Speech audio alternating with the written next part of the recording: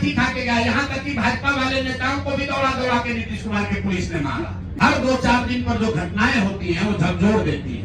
कल आपने देखा एक नए बच्चे को, 20-22 साल के एक बच्चे को पुलिस वाला वर्दी में जूते से, पैर से, जूता से उसको मारा। 100 बार हम लोग कह चुके हैं कि नीतीश कुमार समाजवाद और सामाजिक न्याय पर के नाम पर राजनीति करने वाले सबसे ज्यादा जो लाठी चलाने वाला नेता है इस देश में, वो नीतीश कुमार है। कई लोग हमको कहता है कि भैया आप उनके स्वास्थ्य पर मत बोलिए, बड़ा अब दया आती है, अब बेचारगी हो गई है नीतीश कुमार की। कभी कभी हमको भी लगता है, मेरा बहुत मधुर संबंध रहा है उनसे, कि व्यक्तिगत तौर पर उनको अब हम क्या बोले, शारीरिक मानसिक तौर पर थक गए। लेकिन हर 2-4 दिन पर जो घटनाएं होती हैं वो झकझोर देती है। कल आपने देखा एक नए बच्चे को, 20-22 साल के एक बच्चे को पुलिस वाला वर्दी में जूते से, पैर से, जूता से उसको मार रहा था। आप बताइए, ये मानसिक तौर पर थका हुआ बीमार व्यक्ति नीतीश कुमार अपने बंगले में बैठकर बिहार के युवाओं को, पुलिस को ये अलाउ किया हुआ है कि जूता से जाकर मारो। इस व्यक्ति के प्रति कोई सिंपैथी होनी चाहिए?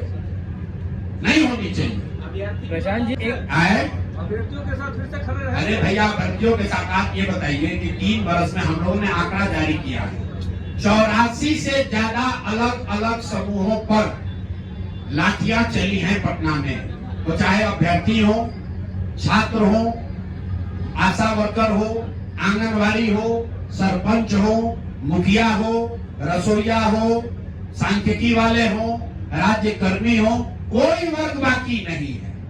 हर आदमी लाठी खा के गया। यहाँ तक कि भाजपा वाले नेताओं को भी दौड़ा दौड़ा के नीतीश कुमार की पुलिस ने मारा। अब फिर भी ये भाजपा वाला इतना डरपोक है कि सत्ता के लालच में, कुर्सी के लालच में, यही केजरीवाल जी को पीट पीट के यहाँ पर बंगला में लाल कर दिया था, और अभी नीतीश कुमार को भगवान बता रहा है। क्यों? सत्ता का लालच है। देखिए, आज जो भाजपा, मैंने पहले आपको कहा, उसका जो भी नेतृत्व है, सम्राट चौधरी कहाँ थे? वो लालू जी राजद से ही तो निकले हुए हैं। कम उम्र में मंत्री बनाना, विधायक बनाना सम्राट चौधरी को किसने बनाया? यही तो राजद के लोगों ने ही तो बनाया। दिलीप जायसवाल कहाँ की राजनीति करते थे? ये सब राजद की उपज है। तो सब एक ही विचारधारा, एक ही तरह का लूट मार करने वाले तो लोग हैं। ये कोई गंगा से थोड़े, गंगोत्री से थोड़े ना निकले, ये सब राजद वाले गंगोत्री से ही निकले। तो जैसे जिसका जैसा उद्गम है वैसा ही उसका स्वभाव है, वही काम करता है। एम्स के डॉक्टर लोग असुरक्षित बता रहे हैं कि बिहार में हम लोग असुरक्षित हैं, और भैया डॉक्टर सुरक्षित है कि नहीं, इसकी चर्चा हो रही है। चिंता ये होनी चाहिए कि बिहार के 13 करोड़ लोग असुरक्षित हैं। जब कोविड में आपके लोगों को दवा नहीं मिला, पैरासीटामोल, ऑक्सीजन नहीं मिला, तब बिहार के स्वास्थ्य मंत्री करोड़ों रुपए का फ्लैट दिल्ली में खरीद रहे थे, और मदद कौन कर रहा था? दिलीप जायसवाल। अब वो चर्चा का बात है। डॉक्टरों की सुरक्षा होनी चाहिए, वो तो रहेगी। पहले आप लोग ये बताइए कि दिलीप जायसवाल पर तो किस जारी हुआ था, आप लोग सब लोग शांत काहे हो गए? हमको आप लोग कह रहे हैं कि प्रशांत किशोर मैनेज हो गया। मीडिया वाला कितना लोग मैनेज हो रहे हैं? ए भाई, बिहार के लिए जगते रहिए, जो बताया जा रहा है उसको चलाइए, उनसे रिएक्शन तो लीजिए। आप लोग दिलीप जायसवाल से काहे नहीं पूछ रहे? एक एएनआई को बुला के देखिए, एएनआई के एक आदमी को बुला के एक बयान देके उसके बाद से आदमी गायब है। वो आदमी गायब है, और आप लोग मुंह में ऐसे माइक लगाकर सवाल पूछते हैं, लेकिन दिलीप जायसवाल से कोई सवाल नहीं पूछ रहा है। 4 दिन के बारिश में सड़कें ठोकने लगी है, अस्पतालों में पानी घुस गया है, पूरा बुरा हाल है। लगभग कुछ ही लोग। शहरी विकास मंत्री कौन है? बोलिए बोलिए भाई, शहरी विकास मंत्री कौन है? जिस राज्य का शहरी विकास मंत्री नकली दवा बनाने का अपराधी घोषित कर दिया गया, इल्जाम नहीं, आरोप नहीं, राजस्थान में जहां भाजपा की सरकार है, उस सरकार के कोर्ट ने वहां पर जीवेश मिश्रा को फर्जी दवा बनाने का आरोपी बता दिया। वो आपका हमारा नगर विकास मंत्री है। भगवान का धन्यवाद कीजिए कि वो स्वास्थ्य मंत्री नहीं है, नहीं तो अभी तो घर डूब रहा है, फिर लोग भी डूब जाएंगे। नीतीश कुमार की सरकार कर रही है, नीतीश कुमार कैबिनेट में लगातार जिस तरह से बिहार के लिए लगातार आप देख रहे हैं कि सब कुछ देते जा रहे हैं, इसको कैसे? अच्छा ठीक है, देते जा रहे हैं, तो भाई हमारी बात मत मानिए, नीति आयोग का वेबसाइट खोल लीजिए। देश का सबसे गरीब राज्य कौन? बिहार। देश का सबसे अशिक्षित राज्य कौन? बिहार। देश में सबसे ज्यादा बेरोजगारी कहाँ? बिहार में। सबसे ज्यादा पलायन कहाँ? बिहार में। सबसे कम किसानों की स्वनिधि राशि किसको कहाँ मिली? बिहार में। मनरेगा का यूटिलाइजेशन सबसे कम कहाँ हुआ? बिहार में। प्रधानमंत्री आवास योजना में सबसे कम घर कहाँ बने? बिहार में। अरे भाई, तुम तो अपनी सरकार की योजना को भी लागू नहीं कर रहे हो। मनरेगा में बिहार सरकार का यूटिलाइजेशन है 39%। अब प्रधानमंत्री आवास योजना में यूपी में बिहार के मुकाबले 10 गुना ज्यादा घर बन गया। किसानों को जो 6,000 रुपया मिलता है, 2,000 रुपया, उसमें पूरे देश में पर कैपिटा बेसिस पर सबसे कम किसानों को बिहार में मिल रहा है पैसा। क्यों? क्योंकि सरकार उसका बैंक और आधार कार्ड भी जमा नहीं करा पा रही है। तो कैबिनेट में क्या फैसला कर रहे हो? कैबिनेट में फैसला ये हो रहा है कि 30 वर्ष में पहली बार लालू का डर दिखाकर अब एनडीए को वोट मिलने वाला नहीं है। जन सुराज की व्यवस्था आ गई। अगर जन सुराज नहीं होता तो कैबिनेट में एक प्रस्ताव पारित होता कि लालू का जंगल राज न लौटे, इसलिए एनडीए को वोट दो। अब तो बात चलेगा नहीं। अगर आप कहिएगा लालू का जंगल राज न लौटे तो वो कहेगा हाँ भाई लालू का जंगल राज न लौटे, लेकिन तुम भी मत लौटो, जन सुराज लौटेगा, जन सुराज आएगा। तो अब वो डर से, देखिए इसका डर मैं हमेशा कहता हूँ, आप लोग कहते हैं कौन जीतेगा कौन हारेगा।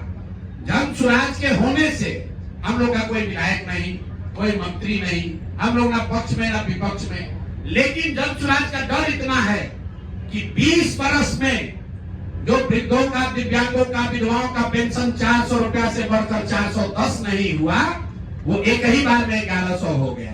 कुछ लोग कह रहे हैं कि तेजस्वी यादव कहने पर हुआ। चलिए मान लीजिए इस बात को, तो जरा तेजस्वी यादव से पूछिए कि भाई जब तुम्हारे माँ बाप थे यहाँ मुख्यमंत्री तब तो वृद्धों को 1 रुपया नहीं मिलता था, और इस 20 वर्ष में भी 3 वर्ष आप डिप्टी सीएम थे, उस समय 400 से बढ़ा के 450 काहे नहीं कर दिए? अभी आशा का मानदेय बढ़ गया, रसोईया की सैलरी डबल हो गई। क्यों हो रहा है? क्योंकि ये भय सता रहा है, जनता का डर है। ये जन सुराज का, प्रशांत किशोर का डर नहीं है। ये लोगों को दिख रहा है कि बिहार के लोगों को एक विकल्प मिल गया है। अगर हम काम नहीं करेंगे, बात नहीं सुनेंगे लोगों की, तो जनता हमको हराएगी। और यही तो जन सुराज सिखा रहा है। कह रहे भाई नेताओं में ये डर पैदा करो, जन सुराज के नेताओं में भी डर पैदा करो कि अगर काम नहीं करोगे तो जनता तुमको हराएगी। जन सुराज से भी गलत आदमी खड़ा होता है, उसको भी हराइए। हर हालत में जनता के हाथ में ही ताकत है। नेताओं को अकाउंटेबल बनाना है तो आपको काम के आधार पर वोट देना है। कि एनडीए और जन सुराज में मुकाबला है, राजद को मरे हुए आदमी पर कितना बोझ डालिएगा? वो अपने खत्म है दल।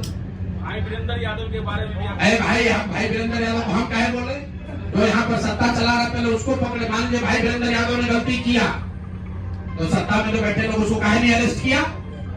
उसको अरेस्ट करना ना चाहिए था। भाई वीरेंद्र ने मान लीजिए कि गाली गलौज किया तो जो सत्ता में बैठा है उसको जाकर अरेस्ट करना चाहिए था। क्यों नहीं अरेस्ट किया? हम लोग तो पहले कह दिए कि दिलीप जायसवाल जो भाजपा के प्रदेश अध्यक्ष हैं और राबड़ी देवी के मुंह बोले भाई है, वो बतवा नहीं सुन रहे हैं। राबड़ी जी ने कहा हमारे भैया हैं, दिलीप जायसवाल हमारे भैया हैं। अरे भाई कभी कभी भी तो चलाइए मेरे भाई। पूरी किया हमने, किसको ठेका दिया, कौन बालू शराब माफिया का काम किए, कौन सरकारी पद पर हैं, कोई पदाधिकारी बता दे हमने उसको कभी फोन किया हो, ट्रांसफर पोस्टिंग कराया हो, किसी को ठेका दिलवाया हो। हमारे घर परिवार दूर दराज का आदमी भी कोई बिजनेस व्यापार करता हो बिहार में तो बता दीजिए। भाई आप ये कह रहे हैं कि बात बिहार की जो आप चलाते हैं, एक डमी लड़का शशांक खड़ा हुआ, कहा कि ये प्रशांत किशोर से पहले ये सोच हमारे दिमाग में आई थी। तो भैया मोदी जी जो भाजपा वाला हमको कह रहा, भाजपा वाला से जरा पूछिए, मान लीजिए एक बार को कि प्रशांत किशोर चोर है, नैतिक आदमी, इनमें मोरालिटी नहीं है, तो आपके सर्वमान्य नेता मोदी जी ऐसे आदमी को अपने घर में रखकर इनकी मदद ले रहे थे। अरे ये भाजपा के नेताओं को इतना भी नहीं समझ में आ रहा है। जरा पूछिए तो जाकर मोदी जी से कि सर ऐसे आदमी को जो कि नैतिक रूप से गलत है, उसको आप इतना बड़ा देश का नेता है, आप प्रशांत किशोर का मदद काहे ले रहे थे? प्रशांत किशोर को साथ में क्यों रखे